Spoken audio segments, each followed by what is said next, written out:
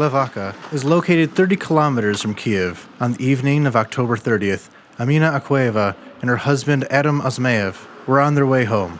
Osmayev was driving, his wife was in the passenger seat. At a railway crossing, unknown people fired at the car. According to a preliminary information investigation, there were two attackers. One was a lookout. The other was hiding in the bushes with a gun.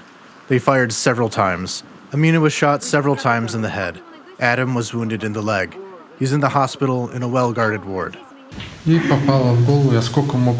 was hit in the head. I drove as far as I could, but the car stopped. I tried to help. Amina's husband, Adam Osmayev, is convinced that the attackers intended to assassinate both of them. He also suspects the Russian special services were involved in the murder. The investigation, however, has just begun. The investigative operational group of the prosecutor is working at the crime scene. All kinds of evidence are being collected and processed. All technical devices are being used to fix them. There are two main versions of the murder. One involves Russian special services and their desire to destabilize the situation in Ukraine. The other is that the head of the Chechen Republic, Ramzan Kadyrov, wanted revenge against Adam Osmayev. Investigators are checking for surveillance cameras on the route the car took. Police and detectives are continuing to work at the crime scene. They're questioning possible witnesses and searching for material evidence, in particular, shells from the weapons. We have opened criminal proceedings on the intentional murder. We cannot speak about the suspects yet. The investigation cannot disclose any information about this incident.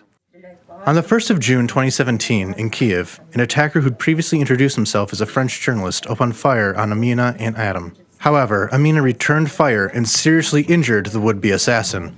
Amina was born in Odessa. Then she lived with her family in Moscow and Grozny, before returning to Ukraine in 2003 because of the Second Chechen War. After the Euromaidan revolution, she joined the ranks of the Kiev Volunteer Battalion, which was fighting in Donbass.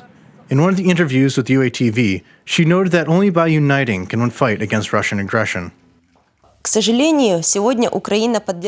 Unfortunately, Ukraine has been subjected to aggression from those it had never expected. However, all the sons and daughters of all free peoples of different nationalities and different faiths have gathered to help Ukraine defend its free future.